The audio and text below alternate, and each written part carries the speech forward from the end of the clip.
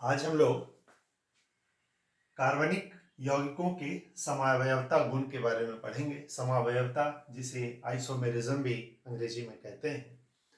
तो कार्बनिक यौगिकों में बहुत सारे यौगिक ऐसे होते हैं जिनके आणविक सूत्र एक जैसे होते हैं, लेकिन जब हम उनका संरचना सूत्र देखते हैं तो हम पाते हैं कि उसमें संरचना अलग अलग है, परमाणुओं की व्यवस्थाएं अलग अलग हैं और उन व्यवस्थाओं के अलग अलग होने के कारण उन यौगिकों के गुण भी भिन्न भिन्न हो जाते हैं। तो ऐसे में वो सभी यौगिक जिनकी संरचना आणविक सूत्र तो समान है लेकिन संरचना सूत्र भिन्न भिन्न है, उन सभी यौगिकों को समावयव कहेंगे। और ये जो गुण है उस गुण को हम लोग कहेंगे समावयवता या आइसोमेरिज्म। जैसे उदाहरण के तौर पे हम देखते हैं, एक यौगिक है ब्यूटेन, जिसका सूत्र होता है C4H10। अब इसको लिखने का, संरचना बनाने के दो तरीके हैं। एक तो है कि नॉर्मली सामान्य रूप से हम कार्बन का जो सीधी श्रृंखला बनाते हैं और उस पर हाइड्रोजन जोड़ देते हैं। तो ये C4H10 का सामान्य संरचना है। और C4H10 को व्यवस्थित करने का एक दूसरा संरचना भी है, जिसमें हम चार कार्बन की बजाय 3 कार्बन का श्रृंखला लेंगे और जो एक कार्बन बचा उसको बीच वाले कार्बन पे लिखेंगे। ऊपर या नीचे कहीं भी लिख सकते हैं। मान लीजिए मैंने ऊपर लिखा और फिर बाकी जगहों पे हाइड्रोजन बनाया, तो आप पाएंगे कि ये भी C4H10 है और ये भी C4H10 है। ये इसका सामान्य संरचना है, तो इसे हम सामान्य ब्यूटेन कह देंगे। सामान्य ब्यूटेन, अंग्रेजी में इसे बोलेंगे तो नॉर्मल ब्यूटेन, और इसलिए शॉर्ट में हम N ब्यूटेन भी इसे कह देते हैं। और ये C4H10 तो है लेकिन इसकी संरचना अलग है, तो सामान्य नाम इसका जो है अलग हो जाएगा। इसे हम आइसोब्यूटेन कह देते हैं। तो आप देखिए कि ये दोनों ही C4H10 वाले अणु हुए, मतलब आणविक सूत्र दोनों के समान है लेकिन संरचनाएं अलग अलग हो गई, और इन संरचनाओं के अलग होने के कारण इनके गुण भिन्न हो गए, रासायनिक गुण भी भिन्न भिन्न हो गए। अतः ये दोनों समावयव कहलाए, किसके? ब्यूटेन के। तो नॉर्मल ब्यूटेन और आइसोब्यूटेन ये दो समावयव हैं ब्यूटेन के, और ये जो गुण हुआ संरचना में भिन्नता के कारण गुणों का भिन्न हो जाना, ये जो गुण हुआ इस गुण को कहेंगे समावयवता। ध्यान रखिए, समावयव और समावयवता। समावयव ये यौगिक हुए और समावयवता ये गुण हुआ। तो ये ब्यूटेन के दो समावयव हुए, नॉर्मल ब्यूटेन और आइसोब्यूटेन। एक और सूत्र हम उदाहरण के तौर पर देखते हैं। एक और यौगिक ब्यूटेन से बड़ा पेंटेन लेकर देखिए, जिसका सूत्र होता है C5H12। अब इसके संरचना को हम कितने तरीके से चित्रित कर सकते हैं, इस पर आप ध्यान दीजिए। पहला तो आप 5 कार्बन सीधी श्रृंखला में लगा लीजिए और सभी जगह हाइड्रोजन आप संतुष्ट कीजिए, जैसा कि हम करते आए हैं अब तक हाइड्रोकार्बन के सूत्र में। तो ये सामान्य चित्रण हुआ, ये सामान्य पेंटेन हुआ, अंग्रेजी में नॉर्मल पेंटेन। तो इसे हम N पेंटेन या सामान्य पेंटेन कह देंगे। अब इसी पेंटेन को हम दूसरे तरह से चित्रित कर सकते हैं कि हम 4 कार्बन को सीधी श्रृंखला में ले लें, बचा एक कार्बन। उस एक कार्बन को हम इस दो बीच वाले कार्बन पर कहीं रख दें, यहां रख दें, यहां रख दें, यहां रख दें या यहां रख दें। इस 4 में से किसी भी एक जगह रखेंगे तो वो एक ही कहलाएगा। यहां रखते हैं और बाकी जगहों पे हाइड्रोजन लगाते हैं, तो ये हो जाएगा आइसोपेंटेन। इसका नामकरण है आइसोपेंटेन। आयुपेक नेमिंग इनके अलग होंगे, जो कि आप 11-12 में सीखेंगे। ये हम लोग 10 क्लास के परिप्रेक्ष्य में ही नामकरण कर रहे हैं। तो ये नॉर्मल पेंटेन हुआ, ये आइसोपेंटेन हुआ। सभी जगह H H H H और H लगेंगे। एक और तरीके से C5H12 को हम चित्रित कर सकते हैं कि हम 3 कार्बन ही सीधी श्रृंखला में लें, बचा 2 कार्बन, उसको बीच वाले 2 पे डाल देते हैं, एक ऊपर एक नीचे, और सभी जगह हाइड्रोजन डाल देते हैं। तो आप देखोगे ये भी C5H12 भी हुआ, इसका भी आणविक सूत्र समान है लेकिन संरचना बिल्कुल भिन्न हो गया। तो ये एक नए तरह का पेंटेन बना। अब शुरुआत में इसका नाम कैसे हो, जब आयुपेक नेम का इजाद नहीं हुआ था उस समय, तो इसे नया पेंटेन कहा गया। नया को नियो भी बोलते हैं, तो ये नियो पेंटेन के नाम से जाना जाता है। 10 क्लास में आपको यही नाम पढ़ना है, तो ये नियो पेंटेन हुआ। तो हमने क्या देखा, पेंटेन जिसका सूत्र है C5H12, उसको 3 तरह से संरचना में हम चित्रित कर सकते हैं। सभी C5H12 हैं, तो आणविक सूत्र सबके समान हुए, लेकिन सबके संरचना सूत्र भिन्न भिन्न हुए, और इस कारण तीनों के गुण भिन्न भिन्न हो जाते हैं। तो ये तीनों पेंटेन के समवयव कहलाए, और ये जो गुण हुआ संरचना भिन्न होने के कारण गुण का भिन्न हो जाना, ये गुण कहलाया समावयवता। तो ये दूसरा उदाहरण हुआ कि पेंटेन के 3 समावयव हैं, नॉर्मल पेंटेन, आइसोपेंटेन और नियोपेंटेन। अब हम एक उदाहरण और देखते हैं।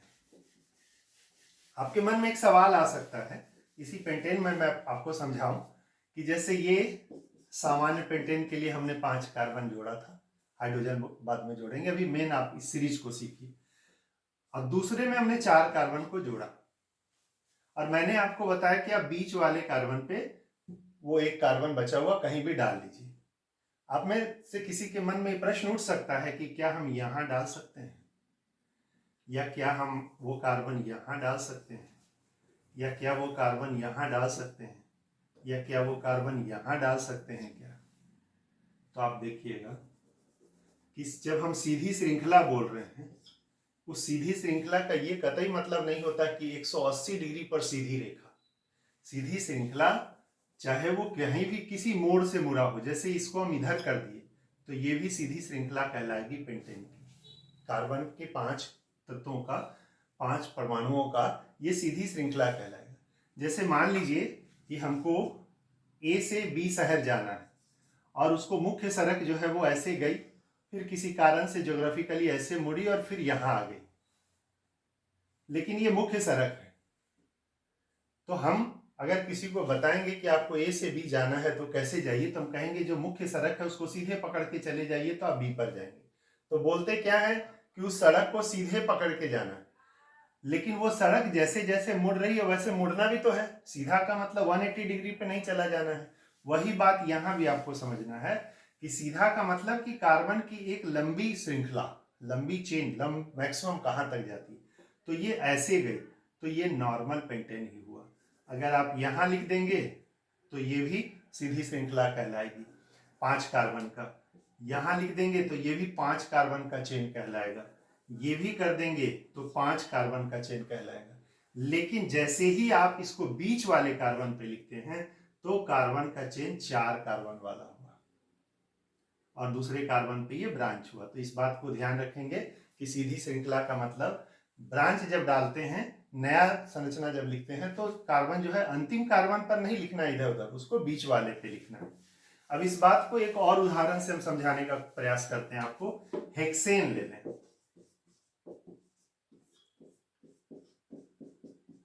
C6H12। अब इसमें हम पूरा सूत्र नहीं लिखेंगे, केवल कार्बन के चेन पर फोकस करें। एक सामान्य तो हुआ कि आप 6 कार्बन जोड़ दें, ये हो गया 1 नंबर। इस पर हाइड्रोजन का बॉन्ड डाल देंगे तो वो सामान्य हेक्सेन होगा। अब और किस तरह से आप कितना तरह से इसको चित्रित कर सकते हैं, तो 5 कार्बन लीजिए, बचा 1 कार्बन। अब वो 1 कार्बन आप कहाँ कहाँ रख सकते हैं, आप यहाँ रख सकते हैं, यहाँ रख सकते हैं और यहाँ रख सकते हैं। अब इन 3 जगहों पे हम रखते हैं, तो मान लीजिए इसमें हमने यहाँ रखा,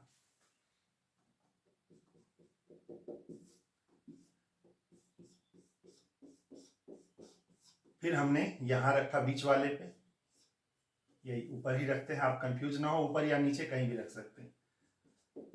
और एक हमने यहाँ रखा। तो हमें क्या दिख रहा है कि कार्बन जो है 5 कार्बन का श्रृंखला है, चेन है, और जो छठा कार्बन है यहाँ इस जगह में है, यहाँ बीच वाले पे है, यहाँ इस जगह में है। तो ये तो एक नया यौगिक बना क्योंकि इसमें कार्बन इस तरफ से दूसरे कार्बन पे है। ये नया यौगिक बना क्योंकि बीच वाले कार्बन पे, तीसरे कार्बन पे है। यहाँ आप गौर कीजिए, इधर से जब आ रहे हैं तो चौथे कार्बन पे, लेकिन इधर से दूसरे पे है। तो आप 11-12 में सीखेंगे कि नोमेनक्लेचर में हम कार्बन की गिनती भी करते हैं, और कार्बन की गिनती उधर से ली जाती है जिधर से ब्रांच कम हो। ब्रांच शाखा। तो आप देखेंगे इस कार्बन के यहाँ आने से शाखा बना, और ये शाखा इधर से दूसरे नंबर पे, इधर से चौथे नंबर पे, तो इसमें काउंटिंग इधर से हुई। और यहाँ हम देख पा रहे हैं कि इधर से दूसरे पे, इधर से चौथे में, तो इसमें इधर से हुई। तो इसमें भी ये 2 नंबर पे ब्रांच है और इसमें भी 2 नंबर पे ब्रांच है। तो इसलिए ये सूत्र और ये सूत्र दोनों सेम हुआ। तो अब दोनों में से कोई एक ही रखेंगे। तो हेक्सेन का ये एक हुआ, तो एक हम मिटा लेते हैं। आप ऐसे लिखिए या ऐसे लिखिए, तो हुआ 3 नए तरह के संरचना हमें प्राप्त हुए। अब चौथा हम ध्यान दें, चौथा नंबर हम कैसे लिख सकते हैं कि 3 कार्बन का ब्रांच बना लिए और 4 कार्बन का बना लिए, बचा 2 कार्बन। अब वो 2 कार्बन हम 1 2 3 4 5, हाँ, ये 4 कार्बन का ब्रांच बनाए। अब 2 कार्बन जो है वो हम इस 2 पे डाल सकते हैं, और वो 2 कार्बन हम दोनों एक ही पर डाल सकते हैं। तो ये भी अलग हुआ, 2 नंबर और 3 नंबर कार्बन पे ब्रांच है, और ये 2 नंबर पे ही 2 ब्रांच। तो ये नया संरचना हुआ, ये नया संरचना हुआ। अच्छा, इसमें एक चीज और आप गौर कीजिए, आपके मन में सवाल आना चाहिए। यहां लिखते हैं इसको कि 4 कार्बन हमने दिया, और जो 2 कार्बन बचा है उसको अगर हम यहां डाल दें, देखिए इसमें हमने यहां पे रखा, इसमें यहां रखा। अब फर्क देखिए, आपको क्या सिखाया गया अभी कि जिधर ब्रांच है उधर से गिनती करनी, उधर से कम संख्या पर कार्बन होनी चाहिए। तो इसमें 2 नंबर पे ब्रांच है 2, अगर इधर से गिनेंगे तो यहाँ 3 नंबर हो जाएगा, और इधर से 2, तो हम इसमें इधर से गिनती करेंगे। तो ये भी 2 नंबर पे ही 2 ब्रांच है, और ये भी 2 नंबर कार्बन पे ही 2 ब्रांच है। तो ये और ये दोनों एक ही हुआ, भले दिखने में अलग अलग दिख रहा है लेकिन दोनों एक ही यौगिक हुआ। तो इसलिए हम एक मिटा देंगे। अब हमने देखा कि हेक्सेन को हम 5 अलग अलग तरीके से चित्रित कर सकते हैं। तो हेक्सेन के ये 5 समावयव हुए। इसी तरह से हेप्टेन, ऑक्टेन, नोनेन और बहुत सारे यौगिक केवल सीधी श्रृंखला वाले हैं, डबल बॉन्ड वाले आएंगे। फिर प्रकार्यात्मक समूह के आधार पर भी नामकरण होता है। एक प्रकार्यात्मक समूह होगा, 2 होगा, 3 होगा। फिर पोजीशंस उनके अलग अलग होंगे, किनारे होंगे तो 1 नंबर कार्बन कहलाएगा, 2 नंबर पर होगा तो उसे 2 नंबर कहेंगे। तो इस तरह के असंख्य नियम हैं, और वो सब आपको 11-12 में पढ़ना है। लेकिन उसको पढ़ने के लिए ये बेसिक जो समावयव है इसे आपको 10 क्लास में ही सीख लेना है। तो उम्मीद है कि आपको समझ में आया हो समावयवता और समावयव। इसे प्रैक्टिस कर लीजिए, और शुरुआत के जो 2 उदाहरण उसे आप प्रैक्टिस करके रट भी लीजिए। परीक्षा में अक्सर पूछता है समावयवता क्या है, उदाहरण दें। तो आपको परिभाषा लिखना होगा कि वैसे कार्बनिक यौगिक जिनका आणविक सूत्र समान होता है किंतु संरचना सूत्र भिन्न भिन्न होता है और फलतः उनके गुण भिन्न भिन्न होते हैं, तो वे समावयव कहलाते हैं, और यह गुणधर्म जो है वो समावयवता कहलाती है। और उदाहरण के तौर पे आप बोल सकते हैं नॉर्मल ब्यूटेन के 2 समावयव हैं, नॉर्मल ब्यूटेन और आइसोब्यूटेन, और साथ में वो चित्रण भी जरूर लिखेंगे आप। दूसरा उदाहरण भी दे सकते हैं, पेंटेन के 3 समावयव हैं, नॉर्मल पेंटेन, आइसोपेंटेन और नियोपेंटेन, और उनके भी सूत्र बना दीजिए। कभी कभी पेंटेन का चित्रण अलग से ही पूछता है, एक सवाल ही पूछ देता है कि पेंटेन के सामान्यतः कितने समावयव चित्रित कर सकते हैं, तो केवल पेंटेन के 3 समावयव आप लिखेंगे। तो उसको आप 10 क्लास के लिए प्रैक्टिस कीजिए, इस बात को ध्यान में रखिए। और 10 की परीक्षा होते ही जब आप ऑर्गेनिक केमिस्ट्री में नोमेनक्लेचर सीखेंगे तो ये सब नियम आपके सामने आएंगे। तो बेसिक कंसेप्ट क्लियर होने से आप आगे के बहुत सारे नियमों को अच्छे से बना पाएंगे। Thank you.